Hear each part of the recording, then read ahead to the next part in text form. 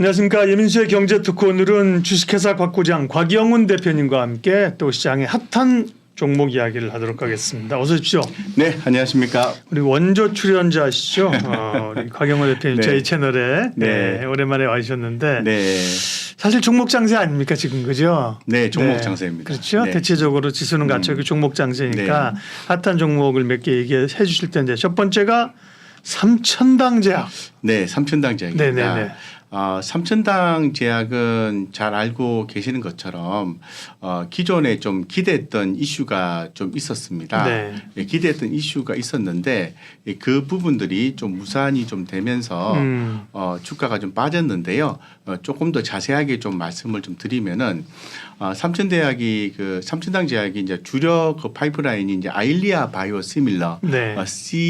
SCD411이거든요. 네. 요거하고 이 경구형 인슐린 패스 이게 두 개입니다. 네. 근데 이 부분에 대한 기대감이 또 기존부터 있었어요. 2022년도 이제 11월 28일에 해외 제약사에게 아일리아 시밀러의 유럽 15국에 독점 판매권을 넘기는 가계약을 체결했다고 이제 공시를 했었거든요. 네. 그리고 이제 본계약이 예상 시기가 사실 올해 2월 달이었습니다. 근데 2월 달이었는데 주가는 이제 본계약 기대감을 지니면서 지난해에 약 한 3만 5천 원대에서 올해 2월 달에 5만 원까지 급등을 했어요. 이게 3만 5천 원에서 5만 원까지 이제 급등을 했던 거죠.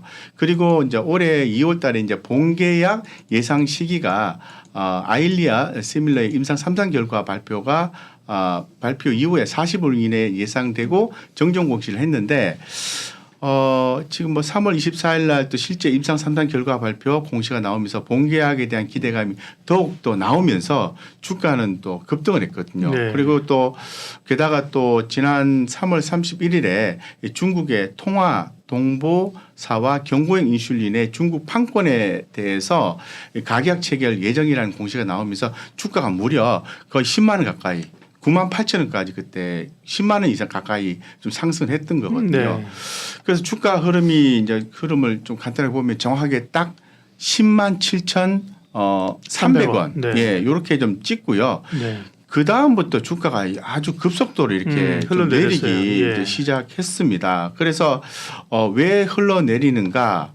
이제 사실 주가가 내릴 때는 모르는 거잖아요. 지나고 나서 나온 내용들을 좀 분석을 해보니까 이 기다리던 이 아일리아 시밀러 본계약이 나오지 않고 네. 뭐 시장도 전반적으로 좀 하락을 좀 하다 보니까 좀 급락이 됐던 것 같습니다. 그래서 지난 5월 4일에는 본계약 예정 기간을 7월 달로 잡았었거든요. 예, 그래서 7월 달로 잡으면서 주가의 흐름은 또 보면은 저점을 형성했을 때가 이제 7월 달이라고 하니까 7월 10일이 완전 저점을 형성을 했었습니다. 네. 그래서 5만 원대까지 떨어졌네요. 네, 거의. 그렇습니다. 5만 원대 거의 반토막이 난 그러니까요. 거죠. 예. 그래서 이제 삼천당 대학에 대한 어떤 신뢰감이 상당히 좀 떨어져 있는 그런 상황이었거든요. 네. 실제로 또 회사 내에서도 외부와의 어떤 대화 채널을 좀 차단을 많이 했었습니다. 자꾸 물어보니까 밖에서는 네, 이거 언제 네. 되는 거예요? 그러니까 그죠? 네. 대답하다가 이제 좀 소통을 멈췄군요. 예, 네. 그런 것도 있고 회사에서는 가장 큰 부정적인 요인이 말을 자꾸 바꾸고 하는 그런 패턴들이 좀 나왔었거든요. 네. 그러다 보니까 신뢰를 좀 많이 잃었던 것 같습니다. 그래서 전반적으로 또 어떤 회사 입장에서 봤을 때 뭐 이게 지금 뭐 당장에 예정대로 안 나왔는데 향후에 또 어떻게 될 것 같다 이런 식으로 해서 내용에 대한 업데이터가 있었다고 하면은 주가가 그렇게 많이 빠지지는 않지 않았겠냐 이런 또 얘기가 나오면서 굉장히 또 계약 자체가 파기가 되었다 뭐 이런 루머도 있었어요. 예, 그래서 또 뭐 이러다 보니까 또 유럽 또 본계약도 뭐 7월 달에 나온다고 했었거든요. 그런데 요게 또 뒤로 연기가 돼 버렸습니다. 뒤로. 그래서 이제 우리가 이제 기대했던 유럽 판권 관련 본계약 체결, 즉 그 아일리아 바이오시밀러에 대한 기대감, 뭐 이런 바이오시밀러 관련 요 공시가 7월 3일로 예정이 되었는데 뭐 실사 이런 등의 이유로 인해서 10월 3일로 연기가 되었던 거죠. 그러다 보니까 주가가 이제 빠졌다가 제가 볼 때는 10월 13일이라고 이렇게 날짜를 픽스를 하면서 그게 아마 바닥이었지 않느냐라고 네. 좀 예상을 하고 있습니다. 그래서 이렇게 하다 보니까 이제 주가가 바닥권을 형성하고 좀 재차 반등한 것 같고요. 먹는 인슐린 관련해서 이제 중국의 통화통보로부터 투자를 유치한다는 얘기가 있었거든요. 있었고 이와 관련해서 뭐 조회 공시라든가 후속 공시가 이어졌었는데요.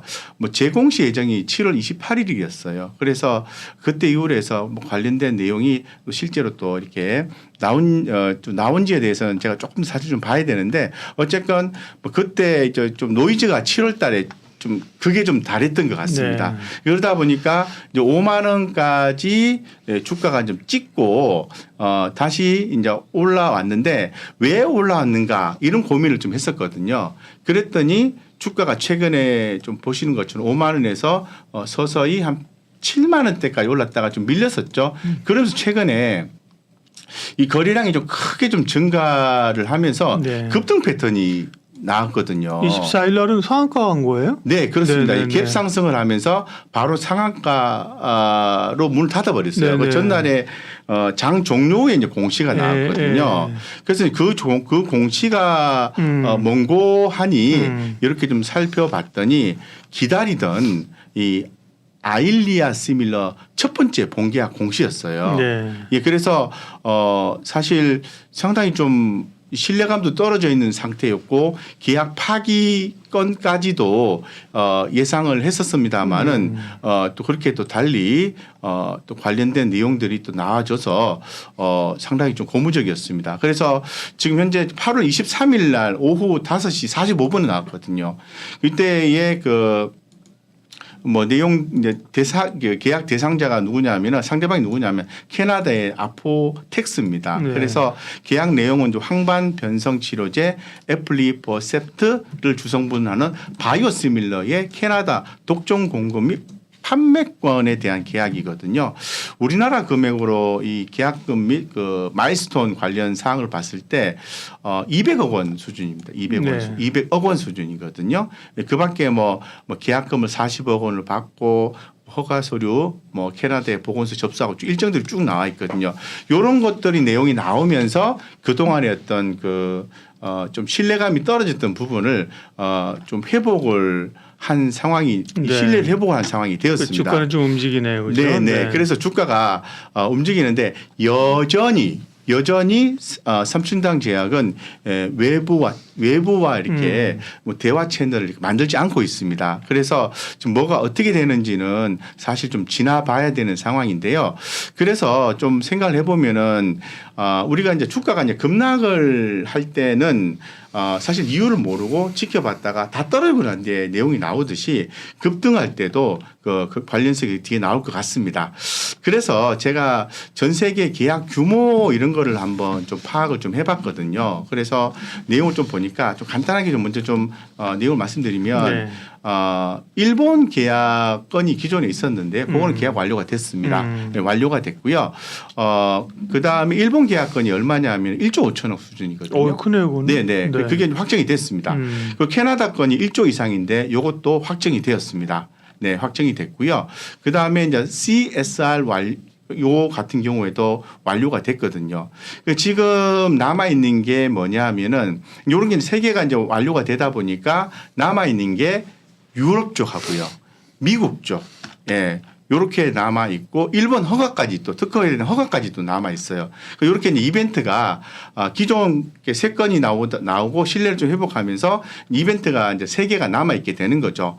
그래서 지금 현재 그 유럽 쪽에 보면은 규모가 3조 원 규모입니다. 3조 원 규모. 그래서 바인딩 터시트, PFS 실사 완료, 뭐 사이트 실사 후에 10월 내에 계약 진행 예정이라고 나와 있거든요. 그러면은 지금 8월 달이니까 8월 다 갔고 이제 9월 달, 10월 달을 보고 유럽의 3조 원 규모의 계약 규모를 보고 우리가 이제 이벤트 차원에서 기업 이슈 차원에서 이 삼천당 제약은 접근이 가능하다라고 좀 볼 수 있을 것 같고 이번에 이제 그 체결한 캐나다의 그 뭐 아포텍스 계약 체결을 또 했는데 이 아포텍스와 캐나다가 확정이 됐으니까 미국도 추후에 좀 진행된다고 좀 볼 수가 있거든요. 그 규모 예상 규모가 현재로서는 4조 원 정도 예상을 하고 있습니다. 그래서 10월 달에 3조 원 정도 예상을 하고 있고 미국 쪽에 앞으로 추후에 4조 원 정도 이렇게 예상을 한다면은 충분히 이제 시가총액이 지금 뭐 1조 원대 정도 수준인데 서서히 이렇게 회복을 좀 하지 않을까 이렇게 기대감을 좀 가지고 있는 것 같습니다. 그래서 이런 부분들이 좀 반영이 되면서 최근에 그 보통 상한가가 들어가고 난 뒤에는 주가가 조금 밀리는 경향이 있는데 제가 좀 계속 좀 지켜봤는데요. 전혀 밀리지 않습니다. 그래서 어느 정도 내용이 좀 가시권이 좀 들어온 것이 아닌가라고 조심스럽게 한번 추측을 해봅니다. 그래서 삼천당 제약을 이제 주목을 해야 되는데 자, 요거는 이제 전반적으로 요번에 이제 공시가 나온 부분을 가지고 제가 의미 있게 봐야 된다는 차원에서 좀 자세히 좀 설명을 드렸고요. 네. 그럼 우리 개인 투자자 입장에서 봤을 때 어떻게 투자를 해야 되는지 이를 한번 좀 심플하게 좀 정리를 해볼 필요가 있을 것 같습니다. 아까 제가 말씀드린 것처럼 여러 가지 계약건들이 완료가 된 것은 이미 반영이 됐다고 생각하시면 됩니다. 그거는 뭐 이렇게 지워버리시면 되고요. 그 다음에 남아있는 게 10월 달에 유럽건 있지 않습니까? 3조 원 정도 규모로 예상을 하고 있고 그 다음에 이어서 이제 미국까지 4조 원인데 제가 볼 땐 10월 달로 다 끊어서 보시면 좋을 것 같아요. 그래서 뭐 길게 가져간다 이런 개념보다는 네. 지금부터 분할해서 대응을 해서 10월 달에 유럽 관련된 내용이 나오는 그 좀 시점에서 우리가 좀 단기 수익 개념으로 해서 접근한다면은 이 삼천당 제약에서도 만족할 만한 수익이 나올 가능성이 높다라고 개인적으로 좀 판단을 하고 있습니다. 네, 그렇기 때문에 뭐 삼천당 제약 뭐 아주 좀 핫한 종목으로 좀 준비를 좀 했습니다. 네, 네. 핫한 종목입니다. 네. 그러니까 이게 제약바이오는 항상 어려워요, 그죠? 네. 안정적으로 실적을 내주는 게 아니라 뭔가 뭐 신약 내지는 이런 뭐 대형 계약에 따라 움직이는 건데요. 네, 삼천당 제약도 예전에 이게 주로 이제 안과 관련된 약 이런 게 특화된 회사거든요. 네, 네. 그래서 우리가 일회용 점안액 이런 거 있지 않습니까? 네, 거기 네. 보니까 많이 있고 옛날에도 굉장히 막 핫할 때 그래갖고 농담으로 3만당 제약이니 뭐 이래 3만 당. 했던 것 같아요. 삼천당 네, 네. 제약이. 네, 근데 네, 뭐 네. 3만 원이 아니라 주가는 10만 원까지 갔었는데 네, 네, 네. 저도 이제 말씀하셔서 찾아보니까 이제 좀 챙겨볼 필요는 있어요. 두 개가 이제 아일리아 바이오시밀러 하는데 네. 아일리아라고 하는 게 이제 황반 변성 쪽에 생각되는 이제 신약이네요. 근데, 네, 근데 네. 아직까지는 특허 만료가 안 됐고요. 네, 네. 삼천당 제약을 포함해서 몇 개 회사들이 바이오시밀러를 지금 하려고 하고 있는 거고 네, 네. 삼천당 제약은 이제 안과 치료제니까 뭐 상당히 열심히 하는 것 같습니다. 네. 삼성바이오, 셀트리온, 알테오젠 여기서 같이 하고 있는 건데 네, 네. 미리 좀 이제 수출 계약을 터뜨렸다. 또 나올 수 있다는 게 있는 네, 거고. 그렇습니다. 네, 네. 그다음에 또 경구용 인슐린 이건 이제 당뇨병이잖아요. 네, 네. 주사를 맞는 게 아니라 경구용은 먹는 거. 먹는 네, 네, 먹는 네. 인슐린 예. 치료제 이런 게 이슈가 되는 것 같아요. 근데 네, 이제 맞습니다. 그 전에도 뭐 이런 게 이슈가 됐다가 주가가 사실 급등을 했다 그죠? 네, 맞습니다. 계약이 또 안 나오니까 주가 또 밀리고. 네, 맞습니다. 지금은 뭔가 대량 거래가 들어오면서 주가가 움직이는 거 보니까 뭔가가 좀 이게 있어요. 있는 것 같네요. 네, 네, 맞습니다. 그러나 네. 사실은 이 계약 내용이나 이런 것들은 확실하게 사실 된다고 이게 보장을 할 수 없다. 예. 근데 그래서 이제 이제 뭐 그런 내용이 확실해지면 이미 주가는 다 올라와 있겠죠. 사실 그 삼천당 제약의 그 지금 시총이 한 1조 6천억 정도 되거든요. 그러니까요. 네. 그런데 지금 예상하고 있는 그 목표가는 20만 원 정도 잡고 그렇게 된다면 20만 원이요? 20만 원 정도는 지금 이렇게 좀 보고 있는 것 같아요. 네. 그래서 자료를 보니까 그렇다면은 시총이 뭐 5조 5천억이 간다라는 거거든요. 20만 원 간 적이 없는데. 예, 간 적이 없습니다. 그 정도까지 목표를 예. 뭐 시밀러 쪽에 뭐 3천억 잡고 제네릭이 한 7천억 잡고 예, 한 15배 적용해서 예, 5조 5천억 이렇게 보는 사람들도 있더라라는 겁니다. 근데 우리 그거야 뭐 100만 원은 못 불러. 예.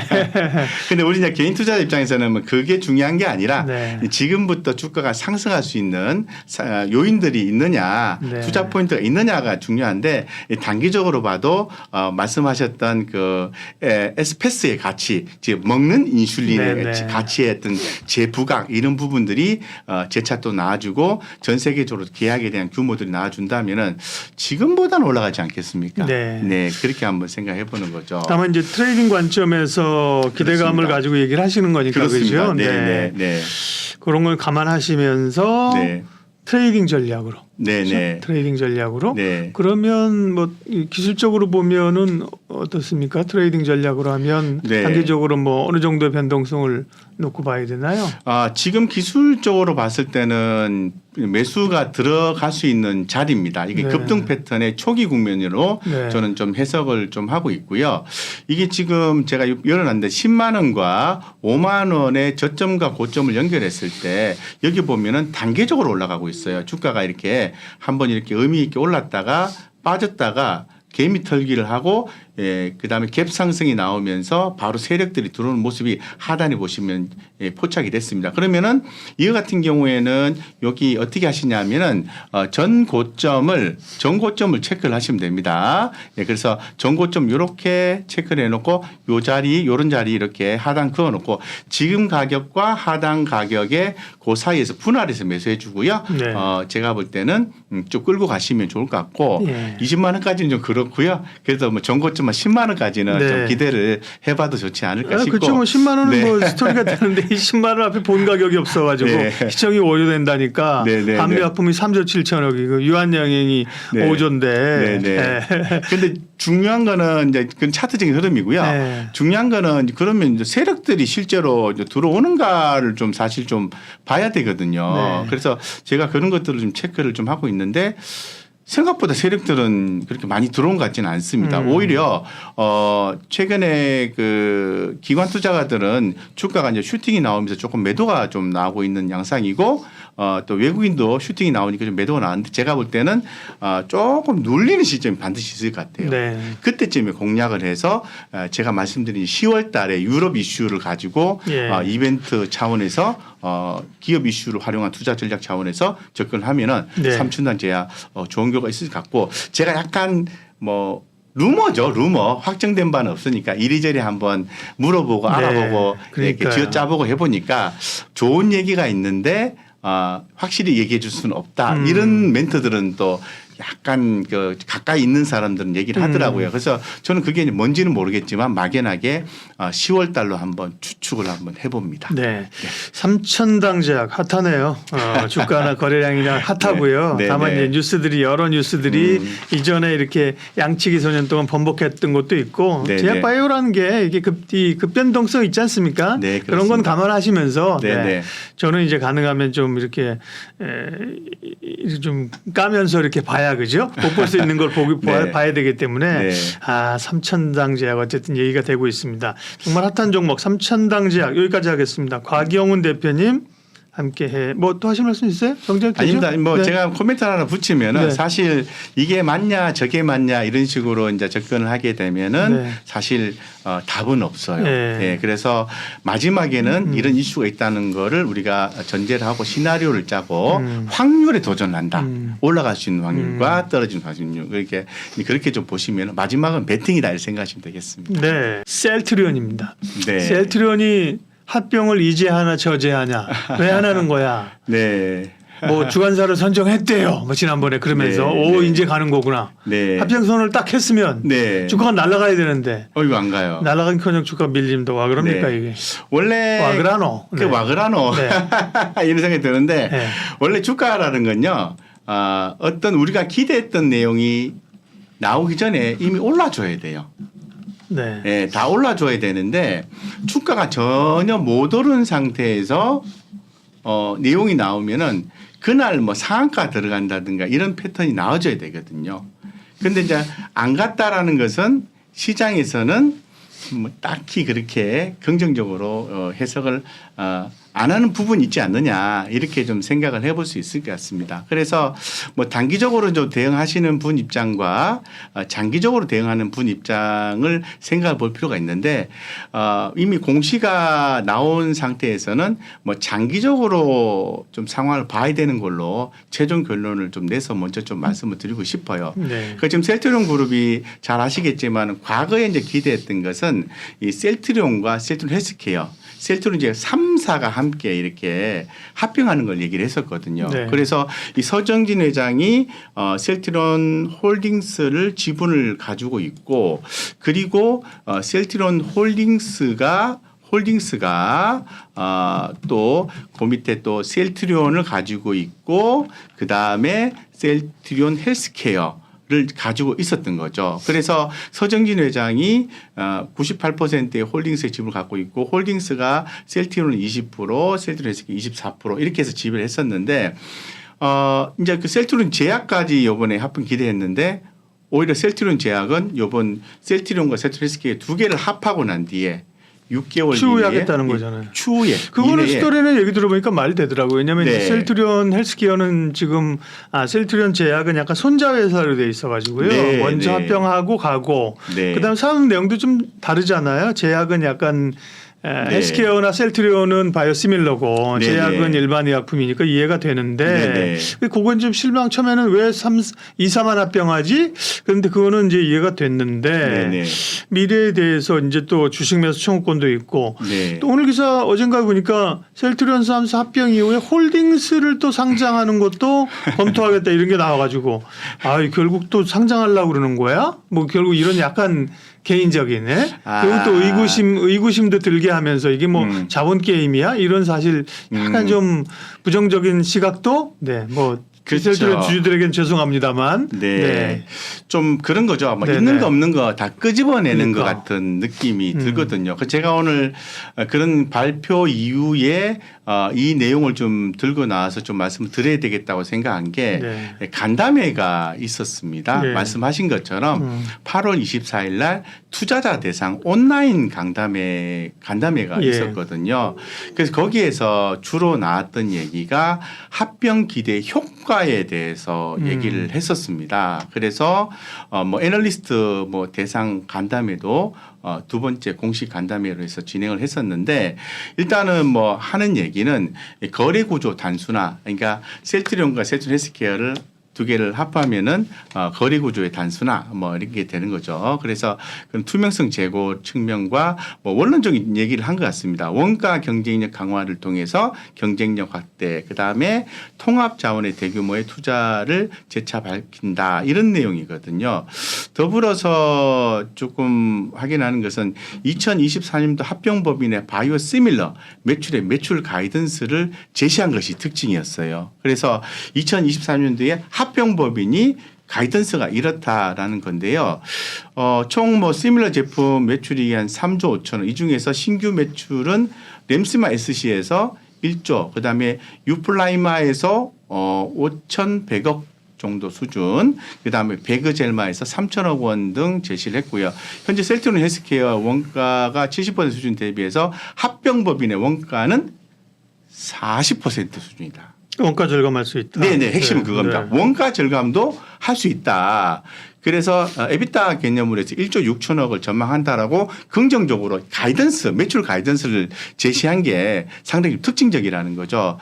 좋은 얘기죠. 좋은 얘기죠. 뭐 설명하면서 나쁜 얘기하겠어요. 네. 네. 그러니까 근데 주가는 옛날 같으면 셀트리온 이렇게 하면 완전히 정말 두들겨 맞을 거야. 옛날에 그 워낙 그러죠. 열심인 주주들이 많으셨는데 네. 요즘은 이제 2차 전지 많이 가져가지고 네. 셀트리온 관심은 좀 떨어졌지만 어쨌든 간이요. 네. 그래서 그러면은 또 주가가 또 급등을 해줘야 되는데 네. 주가가 이제 뜨뜻미지근 그러게요. 합니다. 그래서 지금 뭐 시밀러 원가 경쟁력 확보라든가 거래 구조의 투명성 제고를 위해서 합병은 당연히 필수겠죠. 하지만은 합병이 되는 해가 첫 해가 내년이에요. 2024년도. 네. 여기에서 재고 자산에 따른 뭐 매출 원가율 증가는 좀 불가피할 전망이라고 전망을 하고 있어요. 그래서 셀트리온 헬스케어 재고 자산이 2조 6천억 정도 되는데 원가 매출 원가가 70% 그리고 셀트리온의 재고 자산이 4천억 원 정도 돼요. 매출 원가율은 35%이기 때문에 이 재고 소진 후에 그러니까 내년에 합병돼서 셀트리온 헬스케어 재고 자산과 셀트리온의 재고 자산이 소진된 후에 인 2025년도부터 매출 총이익률이 점진적으로 개선되지 않겠나 이렇게 전망을 했다는 거죠. 네. 그러면은 이렇게 이제 전문가들이 이렇게 전망을 했다고 한다면 우리는 이제 그거를 근거로 해서 투자 전략을 수립할 수밖에 없어요. 그러면 셀트리온은 지금 이런 과정을 통해서 각각의 뭐 내용도 있지만은 셀트리온이 그럼 이번 3분기 실적, 4분기 실적은 어떤가 이런 고민을 해봐야 되고요. 그 다음에 셀트리온 헬스케어가 3분기 실적, 4분기 실적 어떤가 뭐 이런 것도 고민을 해봐야 되겠죠. 근데 사실 내용을 좀 봤을 때는 셀트리온 같은 경우는 3분기, 4분기 별로다. 2024년도 괜찮다 이렇게 나오고요.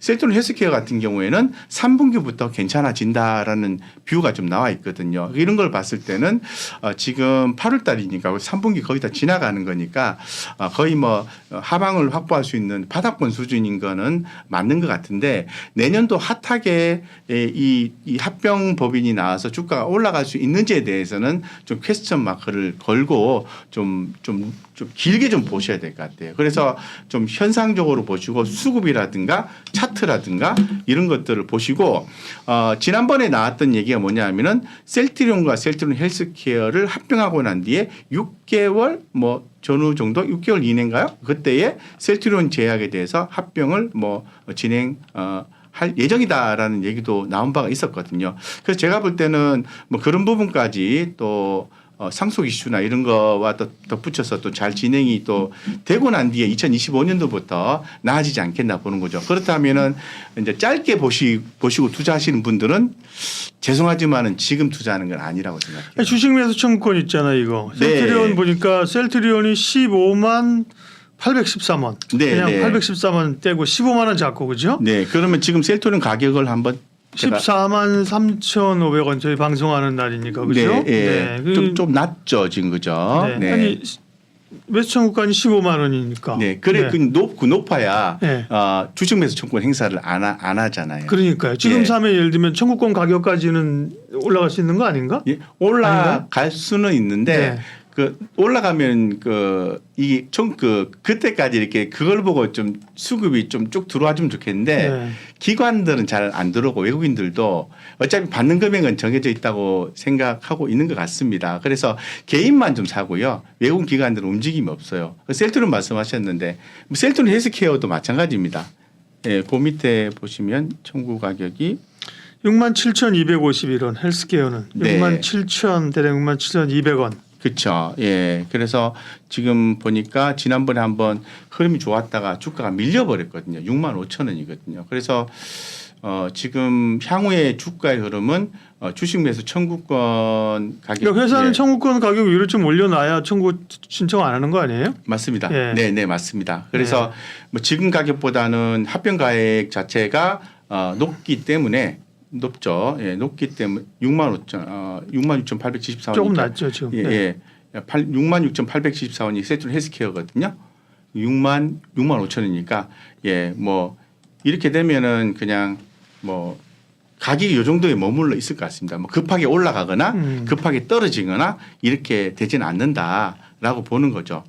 그렇기 때문에 제가 볼 때는 지금 접근하는 것은 좀 아니고요. 아니고 요번에 또 이제 또 약간 뭐 사실 조금 그 개인 투자자들 입장에서 봤을 때 조금 내용이 좀 주가가 좀 아쉽지 않습니까? 그래서 지금 뭐 그쪽에서 요번 간담회 때 추가로 더 나온 내용이 네. 뭐 캐나다 시장 공략을 강화를 해서 연 24조 원 규모인 미국의 휴미라 바이오시밀러 시장 진출에 대해서 네. 올해 미국 현지 40%까지 진입할 수 있을 것이라는 말을 또 하기도 했어요. 그래서 조금 더 긍정적인 얘기를 좀 더 퍼뜨렸고요. 아까 뭐 박사님께서도 말씀하셨지만은 셀트리온 홀딩스 상장, 네, 뭐 물론 뭐 상장이 되면은 이제 지분 뭐 상장 프리미엄이 있으니까 올라갈 수 있겠죠. 그리고 상장하는 거 홀딩스 상장하는 거는 뭐 글쎄요, 뭐 대주주들에겐 좋은 것 같으나 일반 주주들이 뭐 홀딩스 상장한다는 게 호재인가? 잘 모르겠어요. 모르겠고 네. 결국은 이제 말씀하신 것처럼 이 합병이라는 이런 네. 그 시나리오 이벤트보다는 사실은 본업이 좋아져야 되는 건데 네, 그죠? 그렇습니다. 램시마 SC에서 이제 미국에서 이게 신약으로 가더라고요. 그거 이제 승인. 그 다음에 말씀하신 네. 휴미라 네. 이런 쪽에 뭔가 하나 빵 터져주면 그죠? 네. 터져주면 갈 수는 있겠죠, 그죠? 근데 빡 터져줄 네. 만한 게 별로 없는 것 같아요. 네. 그때 간담회 때도 추가로 또 얘기했던 게 뭐 셀트리온 제약 같은 경우에는 최근에 그 상당히 또 주목받고 있는 비만 치료제, 뭐 미국의 뭐 일랄릴리나 뭐 네. 노보 노디스크. 네, 노디스크, 네, 네. 예, 그런 종목이 핫한데 우리도 그런 거 해요 이런 식으로 해서 뭐 얘기를 하긴 했는데 좀 뭐랄까 좀 스페셜한 느낌이 나는. 내용이 이 주가같이 반응 안 했으니까 스페셜하게 안 느껴지는 것 같습니다. 네, 그래서 뭐 지금은 뭐 단기적으로 보시고 투자하는 것은 아니고 향후에 경영 시너지라든가 사업력 강화 이런 걸 보고 길게 보고 이제 투자하시는 경우가 좀 돼야 되지 않을까 개인적으로 판단하고 있습니다. 그래서 단기적인 이슈로 트레이딩하는 종목으로 접근하기는 부족함이 있다라고 말씀드릴 수 있을 것 같아요. 아유 답답해요. 셀트리온도 주주들이 정말 그동안에 뭔가 좀 서정진 회장이 사실 물러나고 그죠. 네. 이세들이 경영을 하는데 사실은 성과가 잘 안 났고 그러면 네. 서정진 회장이 복귀한 거잖아요. 네, 그렇습니다. 지난번에 복귀하면서 그래 서정진의 왕 회장이 돌아와야지 그죠. 그러면서 기대감과 함께 신약한다고 그랬고 네. 합병도 빨리 좀 하세요 해주세요. 그랬는데 네. 합병까지 했는데도 네. 뭐 사실 실질적으로 변한 건 별로 없으니까 네. 그죠. 숫자는 아직은 안 나오고 네. 새롭지 않으니까 좀 답답합니다. 예, 네. 그래서 저도 좀 개인적인 생각인데 사실 그 굉장히 많은 투자자들이 지금 합병에 대한 효과를 기다렸지 않습니까? 네. 너무 좀 빠르게 나온 것이 아닌가 이런 생각이 들어요. 왜냐하면 좀 이 모든 기업들이 주가를 좀 이 상승이 나오면은 이제 주주에 대한 환원 정책으로 해석이 되지 않습니까? 그래서 셀트리온이 뭐 올해 좀 안 좋다면은 내년에 좋다면은 내년 그리고 셀트리온 헬스케어는 3분기부터 뭐 바닥 찍고 올라간다 했으니까 좀 좋은 시점에 합병에 대한 어떤 부분들이 주가가 어느 정도 실적 베이스로 좀 올라가고 합병에 대한 내용들이 그때 좀 나와서 촉발돼서 주가가 더 올라가는 모양이 좀 나왔다면은 더 좋지 않을까 싶은데 약간 개인적으로 어떤 생각이 느낌이 드냐면 네. 주가가 안 올라가고 자꾸 빠지니까 뭘 자꾸 이렇게 카드를 자꾸 내미는 예. 그런 느낌이 개인적으로 좀 많이 듭니다. 셀트리온과 셀트리온 헬스케어의 합병 관련해서 합병 이슈를 살펴봤습니다. 뭐 좀 먹을 게 있나 싶어서 봤는데 별로 요것만 가지고는 그죠? 네네네. 단기 접근하기는 조금 어렵다는 결론을 아쉽지만 내면서 셀트리온 얘기는 여기서 마무리를 하도록 하겠습니다. 하나만 더 말씀을 네네. 드리면 예. 제가 뭐 가장 가까이 있으신 분이 네. 이제 뭐 저희 어머니는 아니고 네네. 가까운 그 있는 사람의 어머님이 예전에 이제 완전 지금 셀트리온 팬이에요. 네. 예, 초창기에 투자를 하셔가지고 그렇죠. 옛날에 찐팬들은 팔지도 않고 계속 가지고 계신 예. 분들 많아요. 지금 제가 알고 있기로는 뭐 말씀드려도 되나? 뭐 한 50억 정도 평가가 돼 있거든요. 네. 초창기에 막 완전 믿고 투자했기 예, 때문에 예. 그래서 그 어머니께 한 번씩 물어보면은 뭐 어떤 믿음감이 확실하시더라고요. 그리고 또 셀트리온 그룹에 대해서 저보다도 훨씬 더 많이 알고 계세요. 예, 그래서 말씀을 쭉 들어보면은 희망이 좀 있는 것 같기도 한데 저는 조금 더 이렇게 좀 느슨하게 봐야 되겠다 이런 생각을 개인적으로 또 해봅니다.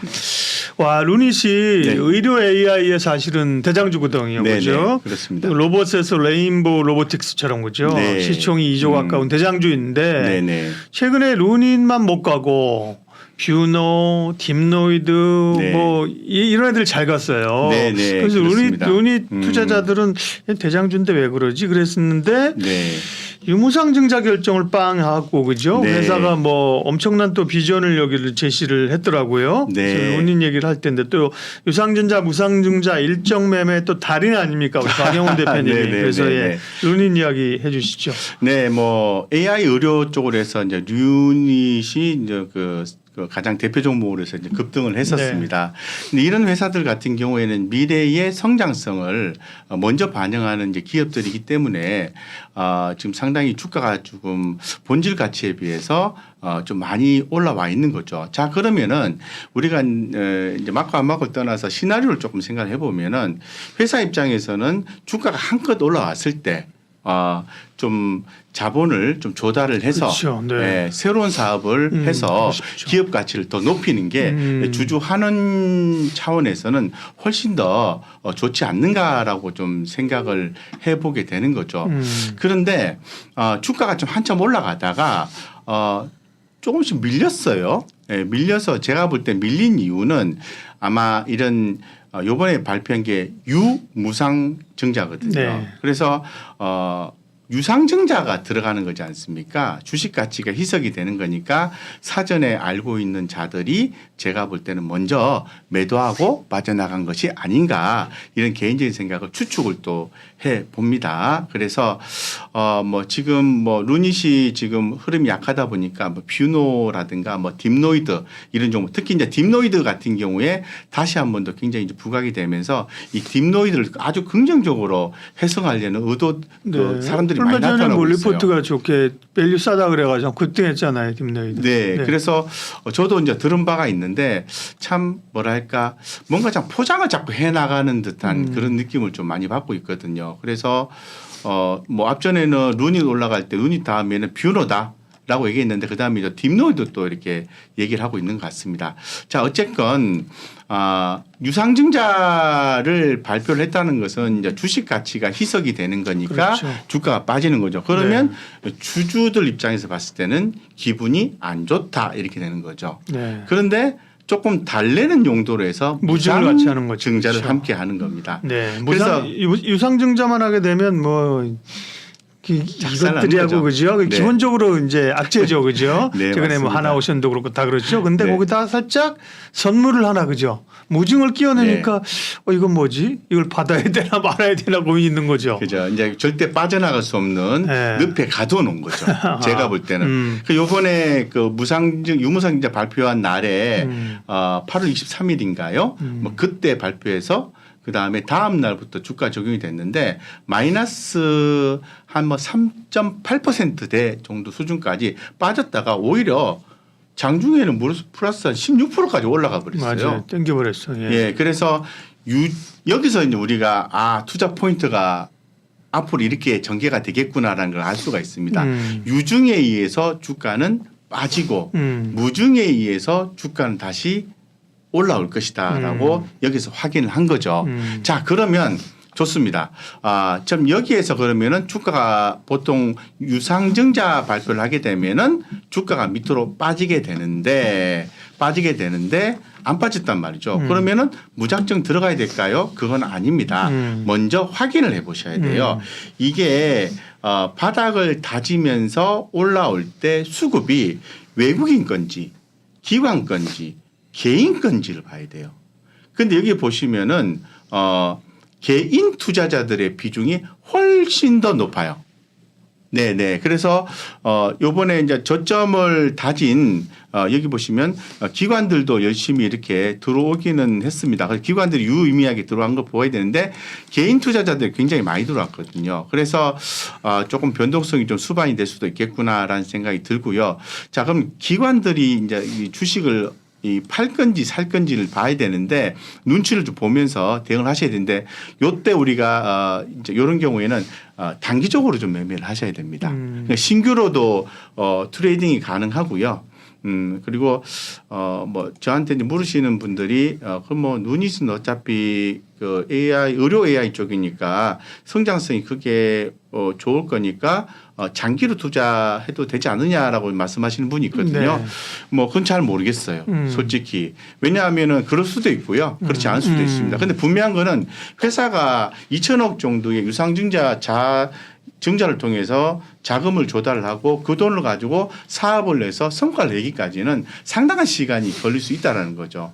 그래서 그게 주가 반영이 되기까지 주가가 만약 약해지면은 우리 개인 투자자들은 뭐 서로 만나서 커피 한 잔 먹을 때는 나는 가치 투자자야. 나는 뭐 장기 투자자야 하지만은 막상 소주 한 잔 먹으면은 네. 아 어제 5% 빠졌어, 10% 빠졌어, 그죠? 단타 또는 단기 투자자라는 게 거의 대부분이거든요. 빠지면 고통스러운 거거든요. 그렇죠. 네. 그래서 장기 투자자는 아니다 이렇게 제가 못을 좀 받겠습니다. 그 저는 단기적으로 대응하자. 따라서 자 그러면은 유상증자를 진행하는데 지금부터 수급이 개인 수급이든 기관 수급이든 기관 수급이 좀 들어와준 게 조금 긍정적인 것 같아요. 함께 들어오고 있으니까 우리가 이제 배정 기준일을 보고 한번 좀 일정을 한번 잡아보죠. 9월 25일입니다. 예. 그러면은 9월 24일 날 권리락이 나온다는 거거든요. 네. 그럼 9월 23일 날 나는 유상증자에 참여하는 게 아니다라고 하는 케이스라고 하면 지금 사가지고 만약에 좀 올랐을 때 매도를 한다면 9월 23일 이전에 전에 팔아야 되는 되는군요. 네, 네. 아니면은 권리락이 나와서 그죠. 유상증자를 참여를 하거나 신주인수권증서 상장 시에 권리를 또 이렇게 시장에서 팔아야 되는 작업을 또 진행을 하셔야 되거든요. 그래서 지금 정도 수준에서 뭐 한 10주 갖고 있으면은 1.5주를 주는 거거든요. 유증. 네. 네, 네. 그래서 지금 예정 발행가가 108,700원인데요. 네. 그죠. 지금 뭐 155,5,700원이니까 굉장히 많이 할인되기 할인을 많이 때문에 했네요. 네. 지금 뭐 나오지만 이게는 확정적인 건 아니에요. 이 지금 이 예정 발행가라는 것은 뭐냐 하면은 108,700원은 이 가격으로 이 가격으로 유상증자를 진행했었을 때 2천억 정도 조달이 가능하다라는 거거든요. 예. 그럼 이제 회사가 갖고 있는 숙제라는 게 있습니다. 이 발행가가 빠지는 게 아니라 올라가 주면은 2천억보다 더 많이 확보할 수도 있고요. 예. 그죠? 떨어지면은 적게 확보할 수도 있어요. 그러면은 뭔가 좀 좋은 홍보 플레이가 좀 들어올 가능성이 있다라고 개인적으로 판단하고 있습니다. 그렇기 때문에 지금 수급적인 요소와 또 기사가 어떤 기사들이 나오는지를 좀 보시면서 대응을 한다면 충분히 뭐 단기 트레이딩 플레이가 충분히 가능하다라고 보고 있고 매매를 한다면은 지금부터 분할해서 매수해주고 9월 23일 이전에 매도를 하시라라고 말씀드리고 자 그러면 이제 두 번째 매매 포인트가 또 있어요. 네. 그건 언제냐 하면은 11월 1일입니다. 그건 뭐예요? 예. 그거는 이제 신주 인수권이 상장이 되는 청약 예정일이 이렇고 네. 죄송합니다. 청약 예정일이에요. 요거 말고 이제 공시 내용을 좀 살펴보면요. 신주 인수권 증서가 상장이 되는 날이 있어요. 예, 그래서 그 날에 주가가 그 프리미엄을 그냥 팔고 유상 참여를 안 하려고 하는 투자자들이 있거든요. 그때 주가가 첫날에 좀 밀리는 경향이 있습니다. 제가 지금 조회를 해보니까 10월 17일입니다. 예. 그러니까 아까 제가 말씀드린 것처럼 9월 23일 지금부터 대응해서 9월 23일 이전에 매도를 한번 하고 기다렸다가 10월 17일 날 그죠? 프리미엄을 탁 던졌을 때 주가가 축 빠질 거란 말이죠. 그때부터 분할해서 매수를 해주고 그다음에 청약이 잘 진행이 되고 납입이 되는 그 날짜 전에 수익이 나는 기회가 있다면은 매도를 하시는 게 좋겠다 이런 말씀을 좀 드리겠습니다. 자, 그래서 이거는 어느 정도 매매가 좀 충분히 좀 가능성이 있는 게 주가의 하방 경직성을 확보해주는 무상증자 이슈가 있기 때문에 그렇습니다. 그래서 이 무상증자 배정 기준일이 11월 10일이거든요. 그래서 뭐 유증을 받은 신주도 자동적으로 그죠? 받을 예정이 된 신주도 자동적으로 무상증자 권리가 발생을 하게 되는 케이스인데요. 이제 제가 말씀드렸던 포인트에서 11월 10일이니까 또 권리락이 나오는 게 11월 9일이고 8일 날 사면은 권리가 확정이 되는데 8일 이전에 매도를 반드시 하셔야 된다는 겁니다. 그래서 이렇게 첫 번째 일정, 두 번째 일정, 세 번째 일정까지 해서 이렇게 매매를 하면은 수익이 많이 나는 경우가 되게 많아요. 그래서 다 그런 건 아닙니다. 다 그런 건 아닌데 이렇게 루니처럼 시장에서 AI 기업으로서 굉장히 좀 이 주목을 좀 많이 받고 있는 기업이고 요번에도 특히나 더 그 대주주 대표이사가 100% 참여하는 유증이라는 점에 대해서는 상당히 긍정적인 평가가 있거든요. 자기 지분만큼 돌아오는 주식은 받겠다는 거죠? 네, 네, 그렇습니다. 예. 예. 그래서 과거에 그 보로노이라는 회사가 보로노이, 예. 있었거든요. 그래서 이 보로노이가 대표이사가 100% 참여하면서 뭐 시장에서는 기업 성장에 대한 자신감 이렇게 해석이 되면서 유증 이후에 주가가 아주 크게 오른 사례가 좀 있습니다. 그래서 반드시 룬이 또 올라간다라고 말할 수는 없습니다. 하지만은 그런 사례들을 봤을 때 좀 그런 모습이 좀 나올 가능성도 염두에 두고 투자를 해볼 필요성은 있습니다. 그런데 실제로도 그렇게 될 건지는 가봐야 되는 거고요. 그래서 저는 뭐 그걸 바라기보다는 그러면 이렇게 좋게 해석을 한다면은 어느 정도 하방을 확보해주고 상방으로 견인할 수 있는 분위기는 연출이 될 수도 있겠다. 대신에 뭐 내일 우리가 이제 이제 시장 이슈가 좀 부정적으로 나와져서 주가가 뭐 과거에 뭐 안 좋은 이슈로 해서 급락이 나오는 케이스가 발생하면 이것도 다 무용지물입니다. 사실은 이런 해석 자체가. 그런데 시장이 고만고만하게 잘 흘러간다면은 제가 볼 때는 루닛에서도 일정 매매를 통해서 충분한 수익을 남길 수도 있다. 이렇게 좀 말씀을 드리고 싶습니다. 두 가지 방법이 있죠. 근데 뭐 장기적으로 오히려 AI 쪽에 좋으니까 네. 유증 15%니까 사실 유증 비중이 그렇게 높은 거는 그렇게 아닙니다. 높은 건 아니에요, 그죠? 네, 네. 네, 희석률이 그죠. 그러니까 한 주당 0.15주 받고 네. 유증 받고 네. 무증 받고 네. 나는 장기로 쫙 간다. 네, 네. 이런 방법이 하나 있을 수 있고 네, 그죠. 네, 네, 네, 그렇습니다. 근데 이제 그게 말이 그렇지 쉽지 않다, 그죠. 그렇습니다. 요번에 그래서 단기적으로 트레이딩 하자는 말씀이잖아요. 네, 일정 그래서 매매. 이제 홍보 플레이가 이제 들어온 게요. 네, 네. 기사를 보면은 루닛 2033년 매출 10조 원, 영업이익 5조 원 달성 목표입니다라고 이렇게 기사가 하나 나왔어요. 예, 그래서 이런 기사를 내보내게 돼 있는 거죠. 이게 8월 24일 날 오전 10시 04분에 나온 기사거든요. 그래서 대통령님과 함께 있으면서 루닛의 이제 뭐 고위 관계자가 설명을 하는 그런 모습이 나왔는데 이 플레이가 나오는 거죠. 꿈은 크지만 예를 들어 저도 이 기사 보고 2033년이면 10년 후잖아요. 이제 10년 후에 매출 10조에 영업이익이 5조. 네. 와, 그러면 영업이익률이 50%라는 거잖아요, 그죠? 네, 네. 대박이죠. 이런 기사가 있으면 가만 있어봐. 매출 10조에 영업이익이 5조면 5조에다가 네. 그냥 영업이익률로 10배만 하면 50조. 그죠? 네, 네. 시총 한 50조가 돼야 되는데 시총 50조가 그죠? 네. 예. 근데 시총 50조. 예, 50조면 지금 뭐 에코프로 정도 돼야 되는 거예요. 그죠? 가야 네. 되는 건데. 그러니까 매출이 10년 후에 10조인데 그러면 네. 지금 한 1조 원은 하고 있어야 되는 거 아니에요? 지금이 매출액이 얼마냐면 작년에 매출액이 139억 원.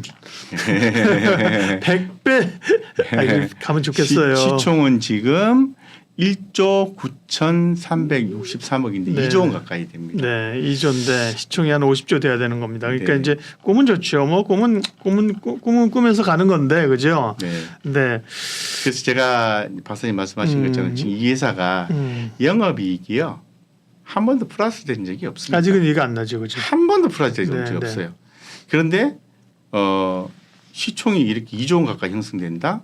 퀘스천 마크인 거죠. 그래서 기대감인 거죠, 지금. 예, 기대감인 네, 거죠. 그래서 제가 볼 때는 마지막 기대감을 회사에서는 이용을 해서 그동안에 못 채운 매출을 채우기 위해서 또 노력하는 자금으로 활용하려는 거 아닙니까? 버틸 수 있는 여력은 생겼죠. 네. 사실은 성장성은 좋은데 네. 이게 뭐 회사가 계속 적자가 나면 못 버티는 거잖아요, 그죠? 네, 근데 이제 그렇습니다. 그동안 뭐 유보 자금을 가지고 이제 지금도 계속 적자를 가지고 몇 년 왔는데 네. 앞으로 몇 년 더 가려니까 사실은 쉽지 않은 거예요, 그죠? 그래서 이 중에서 아까 2천억이었죠. 2천억 네. 중에서 뭐 타법 인출자도 있고 또 뭐 기사 봤어요. 현지 인력 해외 진출 많이 하더군요. 현지 네. 인력 뽑고 이런 거 아니더라도 그 중에 한 뭐 1,000억만 가지고 있어도 한 3년 정도를 이제 버티면서 네. 뭔가 반전의 기회를 그죠? 숫자를 네. 만들어내야죠. 예, 네. 그래서 최근에 지난 6월달에 회계법인에서 평가한 자료를 좀 보면은 네. 뭐 제품 확대에 따른 매출의 증가 예상이 된다고 하지만은 실제로 그 3월달 기준에서 매출액을 보면은 매출액은 뭐 연결 기준에서 전년 동기 대비해서 뭐 260%나 늘었다고는 하지만 영업 손실이 여전히 영업 손실이에요. 물론 뭐 영업 손실도 뭐 80% 82% 정도 감소는 하지만은 예. 시가총액이 이렇게 높은데 돈을 못 벌고 있다라는 거거든요. 그런 거 그죠? 보면 이제 레인보우 네. 로보틱스는 흑자를 내잖아요, 그죠? 시총 2조인데 그죠? 네. 네. 그 숫자가 나와 이제. 뒷배도 좀 있고요. 네네. 그러니까 그래서 보시는 분들이 아니 룬이 그래서 어떻게 뭐 좋다는 얘기야, 나쁘다는 얘기야 지금. 네. 그래서 이렇게, 예. 장기 투자는 네. 안 된다. 네. 이렇게 결론을 감히 좀 말씀을 좀 드리고 싶고요. 네. 이벤트성으로 접근을 하여 제가 말씀드렸던 일정 유상증자 배정 기준일 일정을 체크하셔서 그 전까지 네. 매매 한번 하시고 중간에 트레이딩하면서 3번 정도 트레이딩하면은 의외로 저는 좋은 단기 성과를 낼 수 있다는 측면에 대해서 이벤트 차원에서 한번 해석을 한번 네. 해보겠습니다. 루닛에 대해서 곽영원 대표님과 말씀 여기까지 나누겠습니다. 오늘 말씀 고맙습니다. 감사합니다.